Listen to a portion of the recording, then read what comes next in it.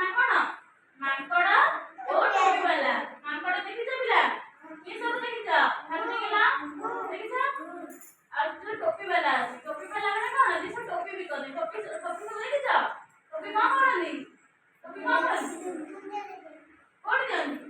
ମୁଣ୍ଡରେ। ସେମିତି ଆଜି ଗୋଟେ ସେଇ ଗପ ଶୁଣିବା, ମାଙ୍କଡ ଆଉ ଟୋପି ବାଲା।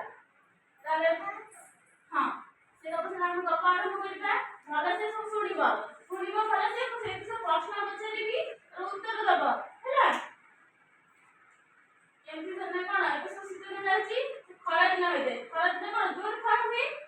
ଦିନେ ଖରା ଯୋଉ ଖରା ଦିନରେ ଗୋଟେ ଟୋପି ବାଲା କଣ କରେ, ଟୋପି ବିକିବା ପାଇଁ ଗୋଟେ ଗାଁକୁ ଯାଉଥିଲା। ଜୋର ଖରା ହଉଥିଲା, ଆମେ ଖରାରେ ଚାଲିବାର ଗରମ ଲାଗେ, ଥକାଳିଆ ଲାଗେ।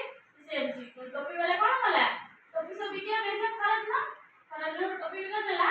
କଣ ଚାଲି ଚାଲି ବହୁତ ଥକା ଅନୁଭବ କଲା। ସେ କଣ ଗୋଟେ ବରଗଛ ଥିଲା, ବରଗଛ ଦେଖିଛ? ଆଉ ସବୁ ଛାଇ ଥାଏ, ଛାଇରେ ବସିଲେ କଣ ଲାଗେ, ଥଣ୍ଡା ଲାଗେ, ପବନ ହଉଥିବ।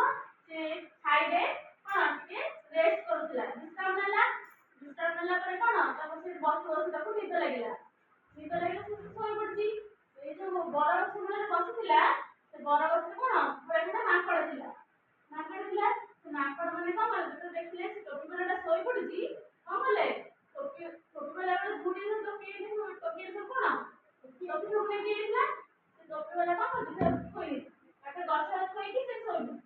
ମାଙ୍କଡ ମାନେ ଦେଖିଲେ ଟୋପି କଣ ଝୁଡିରେ ସବୁ ଥୁଆ ହେଇଛି, ତଳକୁ ଆସି ଦେଖିଲେ ଟୋପି ବାଲାଟା ଶୋଇ ପଡିଛି। ଟୋପି ବାଲାଟା ଶୋଇ ପଡିଛି, ଯାଇକି ରହିଥାନ୍ତା, ସେ କଣ ବାଡେଇଥାନ୍ତା। ଦେଖିଲା ସେ ଶୋଇ ପଡିଛି। ଟୋପି ସବୁ କଣ କଲା, ଗୋଟେ ଗୋଟେ କରି ସବୁ ମାଙ୍କଡ ଆସି ତଳକୁ ଓହ୍ଲେଇକିରି ଟୋପି ସବୁ ଗୋଟେ ଗୋଟେ କରି ନେଇଗଲେ। କଣ କଲେ, ମୁଣ୍ଡ ଲାଗିଲେ ବସିଗଲେ। ସେ ଯୋଉ ଟୋପି ବାଲାଟା ଶୋଇଥିଲା ତଳେ, ତାର ଯୋଉ ନିଦ ଭାଙ୍ଗିଲା, ପୁଣି ସେ କଣ କରିବ, ଟୋପି ନେଇକି ସବୁ ବିକିବ ଗାଁକୁ ନେଇକି। ଦେଖିଲା ବେଳକୁ ଝୁଡିରେ କଣ ଟୋପି ନାହିଁ। ସେ କଣ କଲା, ତା ମୁଣ୍ଡ ଖରାପ ହେଇଗଲା। ଟୋପି ଥିଲା କୁଆଡେ ଗଲା। ସେଟା ଆଡେ ଅନେଇ ଦେଖିଲା ବେଳକୁ କୋଉଠି ବି କେହି ଲୋକ ନାହାନ୍ତି। ସେତେବେଳେ କଣ କରୁଛି, ହଠାତ୍ କଣ ଗଛ ଉପରକୁ ଦେଖିଲା ବେଳକୁ ମାଙ୍କଡ ସବୁ ବସିଛନ୍ତି। ମାଙ୍କଡ ମୁଣ୍ଡରେ କଣ ସବୁ ଟୋପି ଥୁଆ ହେଇଛି। ସବୁ ଟୋପି ଲଗେଇ ବସି ପଡିଛନ୍ତି ନା। ସେ ଗୋଟେ କଣ କଲା, ତାଙ୍କୁ ସବୁ ଅନୁରୋଧ କଲା, ମାଙ୍କଡ ଭାଇ ଆମ ଟୋପି ଦିଅ, ମୁଁ ଖରା ହଉଛି, ମୁଁ ବିକିରି ଗାଁକୁ ଯିବି, ଘରକୁ ପୁଣି ଫେରିବି। ମାଙ୍କଡ ମାନେ କଣ କଲେ, ଦେଲେନି। ତାକୁ ବହୁତ ଅନୁରୋଧ କଲା, ହାତ ଯୋଡ଼ିଲା, ଅନୁରୋଧ କଲା, ତଥାପି ଦେଲେନି। ଗୋଟେ ଏମିତି କେତେ ସମୟ ଅନୁରୋଧ କରି କଣ କଲା, ମାଙ୍କଡ ଯୋଉ ଦେଲେନି ଯେମିତି, ଟୋପି ବାଲା କଣ କଲା, ତା ମୁଣ୍ଡ ଗୋଟେ ବୁଦ୍ଧି ଆସିଲା। ସେ କଣ କଲା, ସେ ଯୋଉ ମୁଣ୍ଡ ଗୋଟେ ଟୋପି ଲଗେଇଥିଲା, ସେ ଟୋପି କାଢିକି କଣ କଲା, ଫୋପାଡ଼ି ଦେଲା। ସେ ମାଙ୍କଡ ମାନେ ଦେଖିଲେ କଣ, ମାଙ୍କଡ ମାନେ ସିଏ ଯୋଉ ଟୋପି ବାଲା ଯାହା କରୁଥିଲା, ସେ ହାତ ଯୋଡ଼ିକି ଅନୁରୋଧ କରୁଥିଲା, ମାଙ୍କଡ ମାନେ ତାକୁ ଦେଖିକି ଗୋଟେ ଅନୁରୋଧ କଲେ ହେଲା। ସିଏ ହାତ ଯୋଡ଼ିକି କଲା, ଇଏ ମାନେ ସେ ଯାହା କଲା ଇଏ ଦେଖିକି ତାକୁ ସେୟା କଲେ। ସେଇ ଯୋଉ ଦେଖିକିରି ତାଙ୍କ ହାତ ସବୁ ସେ କଣ କଲା, ଟୋପି ବାଲା ତା ମୁଣ୍ଡରୁ ଟୋପି କାଢିକି ଫୋପାଡ଼ି ଦେଲା। ମାଙ୍କଡ ମାନେ ତାକୁ ଦେଖିକି ତାଙ୍କ ମୁଣ୍ଡରେ ଯୋଉ ସବୁ ଟୋପି ଥିଲା ତାକୁ ତଳକୁ ଫୋପାଡ଼ି ଦେଲେ। ଯେତେବେଳେ ତଳକୁ ଫୋପାଡ଼ି ଦେଲେ, ସେ କଣ ହେଲା, ଯୋଉ ଟୋପି ବାଲା ତଳେ ଛିଡ଼ା ହେଇଥିଲା, ସେ କଣ ସବୁ ଟୋପି ସବୁ କଣ ଗୋଟେଇକି ଜଲ୍ଦିରେ ପୁରେଇଲା ତା ଟୋପି ଭିତରେ। ଟୋପି ଭିତରେ ପୁରେଇକି ପଳେଇଲା। ତାମାନେ ସେ କଣ, ତା ପାଖରେ ଗୋଟେ ବୁଦ୍ଧି ଥିଲା ବୋଲି ସେ କଣ ସବୁ କାମ ସବୁ କରିନେଇଗଲା।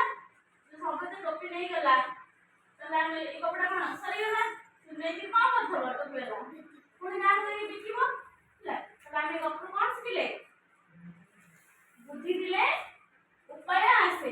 ଗପରୁ ଆମେ କଣ ଶିଖିଲେ, କଣ ପାଇଁ, ବୁଦ୍ଧି ଯେତେବେଳେ ଥିବ ଉପାୟ ଆସିବ। ଏ ଗପ ଆମେ ଶୁଣି ସାରିଲା ପରେ କଣ କରିବା, ଏ ଗପରୁ ଆମେ କେତେଟା ପ୍ରଶ୍ନ ପଚାରିବି। ଆଉ ସମସ୍ତଙ୍କୁ ପ୍ରଶ୍ନ ପଚାରିବି, ସମସ୍ତେ ଉତ୍ତର ଦବ ହେଲା। କହିଲେ ଟୋପି ବାଲାଟା କୁଆଡେ ଯାଉଥିଲା, ଗାଁକୁ କଣ ପାଇଁ ଯାଉଥିଲା, କଣଟା, ଗାଁକୁ ଟୋପି ବିକିବାକୁ ଯାଉଥିଲା। ମାଙ୍କଡ ମାନେ କେଉଁଠି ଥିଲେ, ଥିଲେ କୋଉ ଗଛରେ, ବର ଗଛରେ ଥିଲେ। ମାଙ୍କଡ ମାନେ ଟୋପି ନେଇ କଣ କଲେ, କୋଉଠି ପିନ୍ଧିଲେ, ମୁଣ୍ଡରେ। ଟୋପି ନେଇ ସବୁ କଣ କଲେ, ମୁଣ୍ଡରେ ପିନ୍ଧିଦେଲେ। ଟୋପି ବାଲା ତା ଟୋପି ସବୁ ଫେରିଦେଲା କେମିତି, ସେ ତା ମୁଣ୍ଡରୁ ଟୋପି ଖୋଲି ଫୋପାଡ଼ି ଦେଲା। ମାଙ୍କଡ ମାନେ ସମସ୍ତେ ତାଙ୍କ ମୁଣ୍ଡ ସବୁ ଟୋପି ଫୋପାଡ଼ି ଦେଲେ। ଯେତେବେଳେ ଫୋପାଡ଼ି ଦେଲେ, ଟୋପି ବାଲା ସବୁ ଟୋପି ଗୋଟେଇକିରି ନେଇଗଲା ହେଲା। ଆମେ ଏତିକି ଗପ କହିବା, ପୁଣି କାଲି ଆସି ପୁଣି ଆଉ ଗୋଟେ ଗପ ଶୁଣିବା ହେଲା। ତମେ ସବୁ ଠିକ ଉତ୍ତର ଦିଅ। ତମକୁ ସବୁ ଧନ୍ୟବାଦ।